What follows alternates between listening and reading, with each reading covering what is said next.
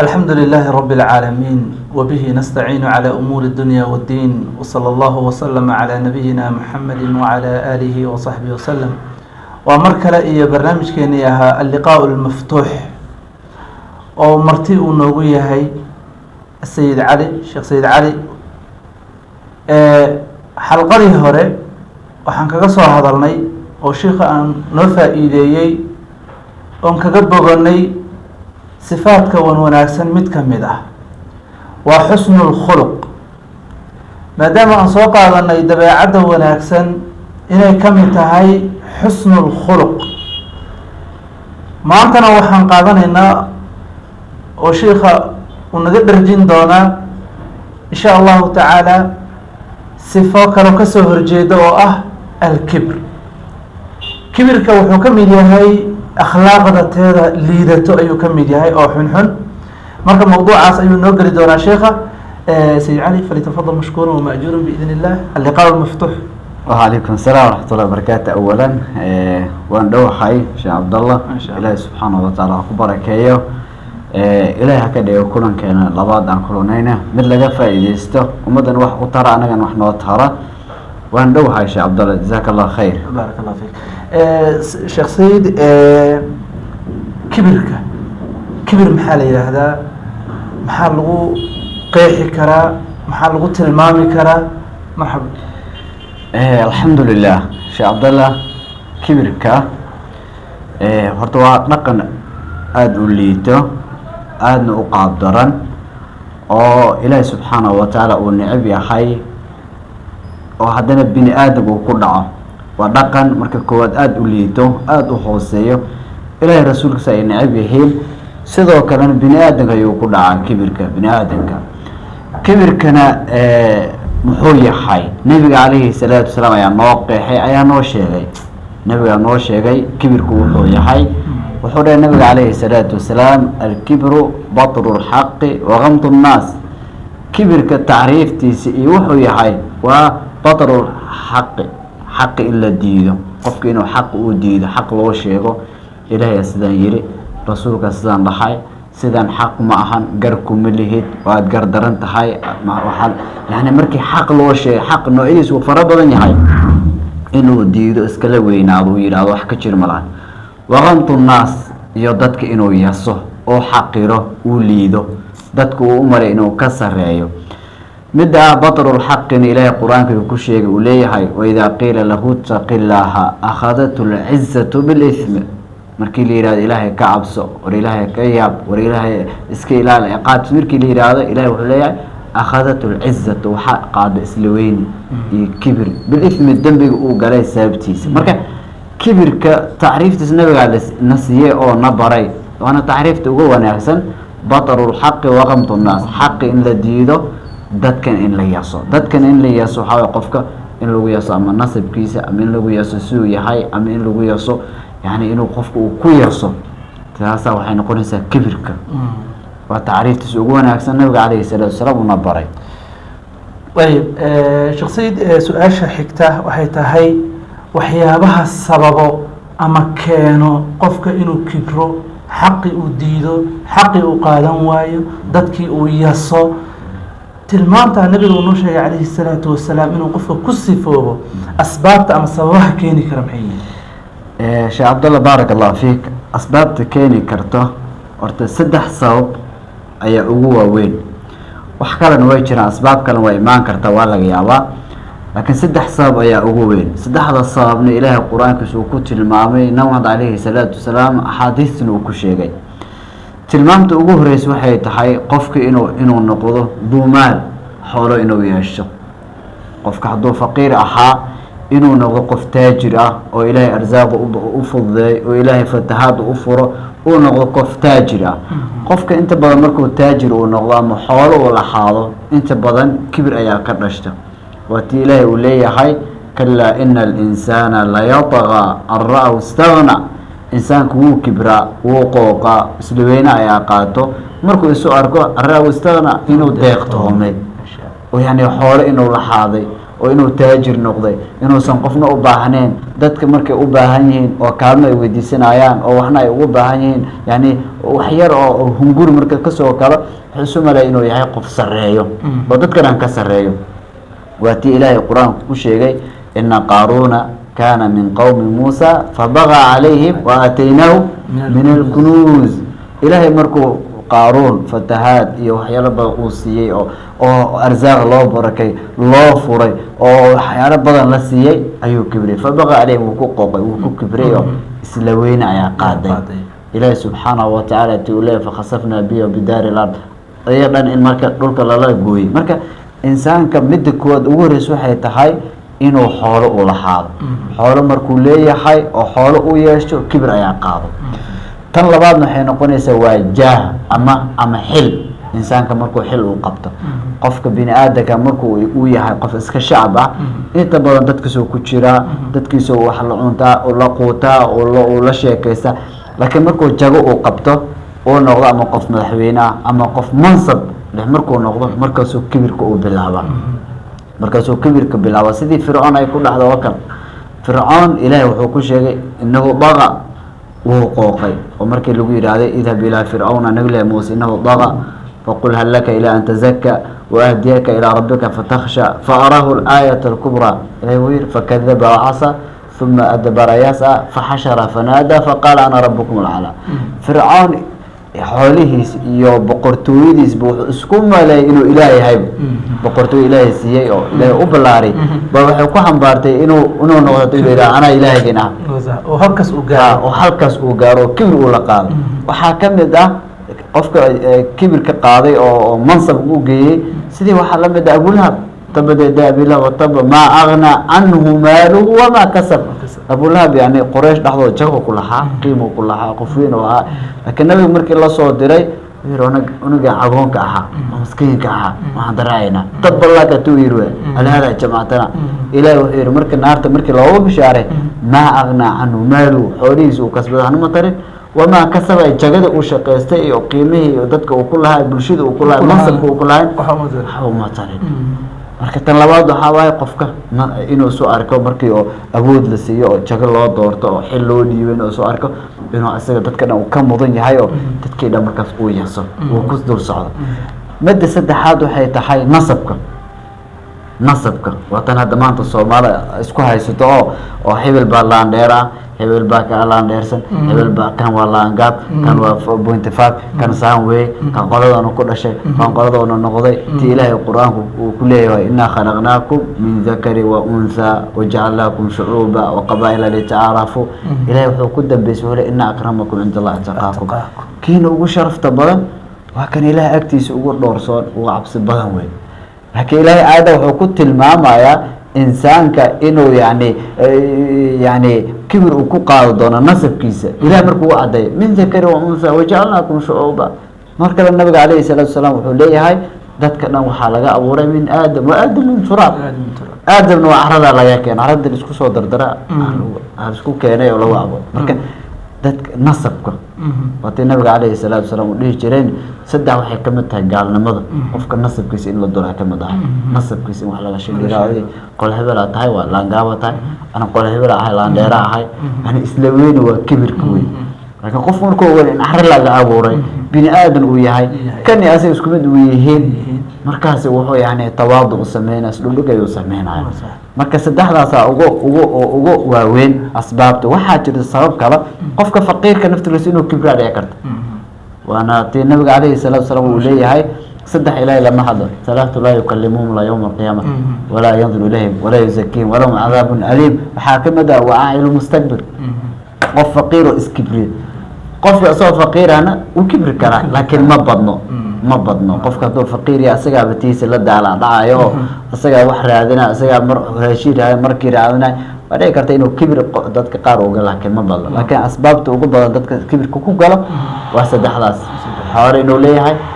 iyo jago inuu haysto iyo inuu yahay inuu isu arko qof nasabkiisa nasab kale ka qiimo badan ma lahan bil xaqiiqa sidii diinka inuu sheegay laakiin inuu soo arko dadkiisa inay yani dadka طيب ما شاء الله بارك الله فيك وجزاك الله خير حقيقة وفائدة أدوين faallo aada u qurux badan. Haddaan ogaanay asbaabta keenayso ama qofka ku xambaari karto inuu xaqi diido, inuu dadkii yaso, dhibaatooyinka ka dhalan karo kibirka iyo isla weyninka. kibirka dhibaato fara badan ba ka dhalan karta. dhibaatada ugu weyn oo ka dhalanaysa waxaa ka mid ah in ilaahay qofkan hanuunka uu ka leexiyo, in ilaahay subxaanahu wa tacaala addoonka maruu isdhul dhigo oo tawaadu uu sameeyo oo naxariis uu sameeyo oo walaalihiis garbaha u raariciyo waqfid janaaxaka lilmu'miniin markuu u sameeyo ilaahay wuu jeclaadaa, qalbigiisuu nuuriyaa, iimaan ayuu ku beeraa addoonkan, wuxuu noqdaa addoon la jecel yahay oo tawaadu badan. laakiin markuu iskibriyo addoommada uu yaso oo isqaadqaado wuxuu noqonayaa qof ilaahay la haysta kibirka, waayo kibirka ilaahay iska leh. haddii nabiga calayhi salaatu wasalaam uu noo sheegi jiray yani uu dhahaayay kibirka waa ilaahay go-iisa ama ridaagiisa. ilahay wuxuu yihi qofka ila dooda ila qabsadeen naarta ayaa ku afgembinaya. qofka markuu kibir uu sameynaya marka ciqaabtiisa ugu horeysa ama dhibaatada kasoo gaaraysa in ilaahay hanuunka uu ka leexiyo. ilahay wuxuu yihi saasrifu can aayaati aladiina yatakabbaruuna fi lardi bigayri lxaq. ilahay uu leeyahy aayadihii waan ka leexsiinayaa kuwa iskibrinaya dhulka dhexdiisa xaq la-aan ayagoo xaqan u haysan. dee xaqna kibirna xaq maba noqdoba ilaah iska leh. marka in sabab ay qofka u noqoto hidaayada hanuunka inuu waayo maxaa keena kibirka. kibirkan muxuu ku xambaaraya waa tii aan soo sheegnay in la yidhaahday war ilaahay ka cabso uu diidaba. hanuunka la sheegaya waa alla ka cabsi. haddii qofka la yidhaha ilaahay ka cabso uuba diido kibirka u geey muxuu noqday hanuunka uu ka leexsiiya. marka ilaahay wuxuu leeyahy waxaan ka leexsiina aayadahayda kuwa xaqa diidaa in laga leexsiiyo. waa midda ugu horeysa. tan labaad waxay noqonaysaa qofka mar dhibaatada dararka kasoo gaarayo inuu noqdo qof liitaba, qof liita ha tii nabiga calayhi salaatu wasalaam uu ku tilmaamay qofka maalinka aakhirata wuxuu noqonayaa midka oo xayawaanka yar oo qurun ku dhex jiro oo saxarada marka uu ka dhiga sidii banuuna oo kale markaas uu socodsiinayo. xayawaan yar waay oo inta badan wasaqda ku dhex jira. nabigu wuxuu yihi qofku wuxuu ka liidan doonaa xayawaankaas. waa xayawaan inta badan saxarada ku jira, saxarada sidii banuuna oo kale u sameeya uu dareersiiyaa meelo uu geeya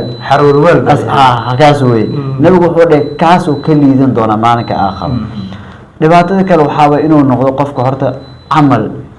ugu horeeyey oo ilaahay lagaga caasiyey in uu ku sifeysnaado. waa dhib aada weyn waay. kibirka nabilaahi aadam markii la abuuray oo la yidhaahday ibliis ama shaydaan ibliis dheh u sujuud, ibliis wuu diiday. ibliis wuxuu ku xambaaray waa kibir, wastakbara wa kaana min alkaafiriin. marka dembiga ugu horeeyey oo ilaahay lagu caasiyo kibir buu ahaa. inaad ku sifowdo waxaa la mid tahay ama qofkuu la mid noqonaya shaydaan oo kale, ibliis oo la mid noqonaya. camalka ibliis oo naarta looga fogeeyey in qofku uu ku sifeysnaado waa horta camal aada xun. laba waxaa ka dhalan karta in naarta lagu fogeeyo, jannada looga xaaraantinay sababteeda. watii nabigu uu sheegay sala allahu alayhi wasalam laa yadkhulu ljannata man kana fii qalbi mithqaala darati min kibr. kibir qof qalbigiis ku jir janno ma galo. marka ibliiskii jannada laga fogeeyey sababtiisa iyo wuxuu la imaaday inaad la timaado jannada lagaaga fogeeyo adoo insaan bini aadam faqiiro ilaahay u baahan oo muslim haddana sheeganayo waa dhibaato aada fog. marka dhibaatada ugu waxaa waaye in ilaahay uu ku naco, ilaahay subxaa naarta inuu ku geliyo jannadana uu kaa fogeeyo, inaad noqoto qof liita. adduunkana qofka kibirka badan wuu liita, aakharana asigaa ugu liito. walciyaadu billah. maasha allah, jazaaka allahu khayr. su-aasha noo xigta waxay tahay haddaanu ogaanay dararka kibirka iyo dhibaatada uu leeyahay iyo in ilaahay subxana wa tacala ciqaabkiisa lagu mudanayo. su-aasha dadka ay isweydiinayaan ama ay sugahayaan waxay noqon kartaa maxaa lagu cilaajin karaa oo qofki sifadan uu iskala dagaalami karaa oo naftiisa uu ku badbaadin karaa oo kibirka uu iskaga ilaalin karaa. kibirka horta waxyaalo badan baa iskaga cilaajin karaa oo ilaahay qur-aankiisu ku sheegay, nabi maxamedna oo axaadiista uu ku sheegay. shayga ugu horeeye markaan ogaanay horta maxaa sababa kibirka, markaas daawadiis waan xelaynaa. shayga dhibaatada xaggee ka timaaday markii la ogaado ayaa waxaan ogaan karnaa daawadiisa. waxaan soo sheegnay asbaabaha, waxaan soo sheegnay xoolaha inuu ka mid yahay, xoolaha iyo maalka ilaahay subxaanahu watacaala qur-aankiis wuxuu ku sheegay qofku markuu abuuraayay inuu yacni waxba asagoon haysan inuu abuuray asagoo waxba haysan xataa asagoo qaabanba isagoo qaaban waxna aan haysan daciif ah oo u baahan in la garab qabto ayuu abuuray allahu aladii khalaqakum min dacfin ilaahay addoommada markuu abuuray insaanka markuu xayawaanaadka dhan markuu abuuray dacfi ayuu ku abuuray dacfi waxay tahay xoolo ma haysto qofkaan wax u haysta ma lahan asiga wax u baahan asiga in la quudiyo u baahan marka ilaahay subxaanahu watacaala xoolahan ku siiyey oo ku arsaaqay oo ku quuday inaad kibirto ma mudno inaad qofka iskibriyo ma mudno waayo xoolahan ilaahay maanta ku siiyey berin ilaahay qaadan karo watilka alayaamu nudaawiluhaa bayna annaas wey ilaahayna xoolahan asiga iska laho asigaa ku siiyey asigana wuxuu ku amray wuxuu leeyahay ilaahay aakhirada u shaqeyso aakhiradaad u shaqeyso wabtagi fi ma aataaka allahu الدار الآخرة وحي إلهي كسي حوالة إناد ugu shaqeysato aakhirada maxaad ugu shaqeysan kartaa ilaahay wuxuu jecel yahay ku bixi ilaahay wuxuu ogol yahay ku dhiib ilaahay wuxuu diiday ka reebto oo xoolaha hayso ha ku bixin marka xoolaha aad ku kibreyso oo dadka aad kala kibreyso aad isla weyneynayso shalay qofkan aad kibirka isla weynaad u muujinayso wuxuu ahaa ayaad ahayd beri asaga xoolo haysan karaa adiga asagana qofka kale uu noqon karaa faqiir dadka la yamnu daawiluha bayna annaas qofna kuma dhalan inuu taajir noqdo qofna ilaahay uma qorin qof kalena ilaahay uma qorin oo faqiir uu ahaado adduunka waa labadiis gelin marna ilaahay wax buu siiyaa qofka marna uu ka qaadaa waa sidii saddexdii waa taqaanay reer banu israa'iil mid aqrac ahaa midna ahaa abraska ahaa midna acma indhoolka ahaa saddexdaba intii malag uu soo maray oo qof bini aadan iska soo dhigay ayuu xoolo ku taxay labadii ugu horeysay waxay dhaheen markii la yiraahdo malagii haddana wuxuu iska soo dhigay nin faqiira xoolihii asagaa siiyey oo ilaahay baa usoo qadaray inuu siiyo haddana nin faqiirdu iska soo dhigo weydiiyey kuna maskiina saana ahay inta ahay markaasuu yiri xoolaha anaga uma badno war ninkii soo matid faqiirka ahaa oo ilaahay waxaan siiyey war ninkii baraska qabo soo matid war ninkii oo aqra ahaa soo matid oo saan soo matid wuxuu dhahay war xoolahan aniga awow baan ka keenay waxaa ku xambaaray shalay faqiir buu ahaa ugu baahanaa wax buu tuugay maanta xoolo markii la siiyey xanuunkii ha laga qaado wuxuu bilaabay inuu yidhaahdo awowga ka keeno xoolahan waa kibir labadii waa laga tirtiray kii kale oo indhoolka ahaa oo ariga la siiyey midna geelaa la siiyey midna lo-aa la siiyey midna ari kii ariga la siiyey wuxuu dhahay war xoolaha niyo shalay ilaaha i siiyey faqiiraan ahaa indhoolna waan ahaa ilaaha indha i siiyey niyo waxaa arday ka qaado waxaa arday maanta awood ka qaado waxba kaama reebanayo ilaa malagii wuxuu dhahay ilaahay xoolaha wuu kuu barakay waa lagu imtixaanay xoolaha naftarkooda markii lagu siina waa imtixaan wala nabluwannakum bishay min alkhawf waljuu' wanaqsi min alamwaal walanfus bashir saabiriin ya bashir saabiriin marka xoolahaba waa imtixaan qofku inuu ogaado xoolahan ilaahay i siiyey imtixaan inuu yahay laakiin hadduu iskibriyo ilaahay wuu ka qaadaya marka u dambeysa marka waxa ilaahay ku siiyey qofna ha iska kibriyo waa xoolaha wey tan labaad waxaa waaye waa jaaha iyo maxaa la jiray qofka inuu jago u haysto inuu ku kibro jagadan shalay qofka kuu dhiibay dadaa kuu dhiibay berin way kaa qaadanayaan maanta haddii shacab aad aheeda jago lagu siiyey aada iskibriso berin waa lagaa qaada shacabaad noqoni way kaa dhammaan shacabkiina waa ka dhex baxday kibriaad u muujisay wejigooda iska hadlaysay ilaahayna isku dirtay jagadeena ma haysa marka jagadana sideeda waa imtixaan aakharan qofku wuxuu imaanaya isagooba xataa ka shalaysan nabiga calayhi salaatu wasalaam wuxuu dhahay innakum sataxrisuuna imaara wasatakunu nidaama yowma alqiyaama maanta waxaad ku dadaalaysan jagada iyo saad ku xiri leedeen iyo saa iska qaad laakiin beri waxaad imaanaysa idinkoo ka shalaynayo marka jagada ayadaaba imtixaan oo aakhara qofku ka shalaynaya waa tii nabigan uu sheegay saddex kuwa qudaat waa saddex laba waa ahlu naar hal unbaa jannada galaayo kaas inaad noqon doonto lama ogo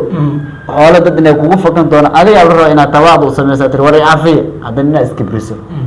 ma soconaysa tan saddexaad waa nasabka ilaahi hor subxaanahu watacaala qof walba wuxuu ka abuuray min maa mahiin biyo liito alam nakhluqkum min maa mahiin biyo liito oo xataa haddii dharkaada ay ku dhacaan war qurun badna iska tirtiraysa iska dhaqaysa banaan aan kusoo bixi karin biyihii liite iyo caradii nabilahi aadam lagu abuuray asalka ahayd waxaas markaa xasuusinaad waxaas leedahay war aniga xaggee ka imaada qofka intuusan nasabka kibrin horta xaggeen ka imaadaan asalkiisa hadduu xusuusta daawada u ha asalka hadduu haayaba markaas uu noqonayaa waxa leeyahay war aniga intay u socdaan kuma habboon inaad falyandur الإنسان مما خلق من ماء دافع يخرج من بين الصلب والترائب إنه على رجعه لقادر biyi waxaa laga qof bini aadan ah biyi iska soo tuuray oo biyihiin hadduu iska dhaqayo qurana hadda ashiirayaan unbaa laga abuurayba aabihii hooyo biyahood maanta haddii biyahaasba dee laguma faahan biyahaas jirka hadday gaaraan waa la iska dhaqaa biyahaas qof laga abuuray muxuu isgibrin marka waa untaas qofku waa inuu ogaado asalkiis meeshuu markaasu waxaa ogaan karaa war ana bini aadan ahay nabiga calayhi salaatu salaam wuxuu dhihi jiray waxaa lagu dhahay qul innamaa ana basharu mislukum yuuxaa ilayya war waxaa asagoo nebi ah ilaahay doortay dadka insaanka bini aadam qofka ugu khayr badan uu yahay afdalu rusul uu yahay wuxuu leeyahay innamaa ana basharu mislukum war basharaan ahay nabigu wuxuu xasuustaa meeshuu ka imaa asalkiisa laakiin wuxuu yuuxaa ilayya innamaa ilaahukum ilaahu waaxid wuu tawaaducaya nabigu ma hadduu saan yahay dee dadka kalena waa inay tawaaducaan oo asalkooda ay ogaadaan ما شاء الله جزاك الله خير وبارك الله فيك هدان أغاني كبرك سببها لقول علاجي الله كبركيو تذكر عن حفلة إني داودس إني فهمين قفك أسر كيس إنه حسوس توحي إلهي سبحانه وتعالى وكأبوري وحي ويحي هداي مالتهاي يا هدي أي تهاي شرف انتبه أسر كيس إنه مروا بحسوس ناضو بحي سبب إنه قنيسا إنه كدا وبو عذر كان كبرك ومدة كلا دي إنسان كوا أرتي أو وح صور رمبو كوبينها وكادي وسحرة وبهالكي ترى نفتر كده حتى دوها حسوسته أصل وح أبوركي حتى ودب اسمه فكره يوح وياه إنه كبره ما أصل كيسي واحد واحد يوح كوبينها يوم ماشي وكذب كذب دون يوم ماشي اللي قليل دون جود ما شاء الله جزاك الله خير بارك الله فيك عقوبة كأران كارتو الشيخ سيد سؤال قدام بس برنامج كوسو قبل دورنا قفك هدي الصفات كسفه عقوبة إله أكتيس وكلا كل معي عقوبة أقوين وإله سبحانه وتعالى أكتيس وكلا كل معي وآخر أيتها إن آخر ذي أوسيغو قفك بني آدم كه يول كيس رجيس أقوين مسلم كه رجيس أقوين يول كيس وإله إنه جنجي شير adagoo cibaadaystay soomay salaaday xajiyay daalay cumraystay maal bixiyay xoolo bixiyay sadaqa faran bixiyay in yani amal yar sababtiisa jannada lagaaga xaaraantinimay waa ayaan daro waana kibirka waatii nabiga calayhi salaatu wasalaam uu leeyahay ahlu naarka ma idin baraa markaasuu nabigu wuxuu yihi kullu cutulin jawaadin mustakbirin qof walbo qalabsan oo haddana isla weyne badan oo kibir badan waa ahlu naar marna wuxuu leeyahay nabiga calayhi salaatu wasalaam wuxuu leeyahay laa yadkhulu ljannata man kana fii qalbi mithqaalu daratin min kibr wax yar mithqaal dhuuracasa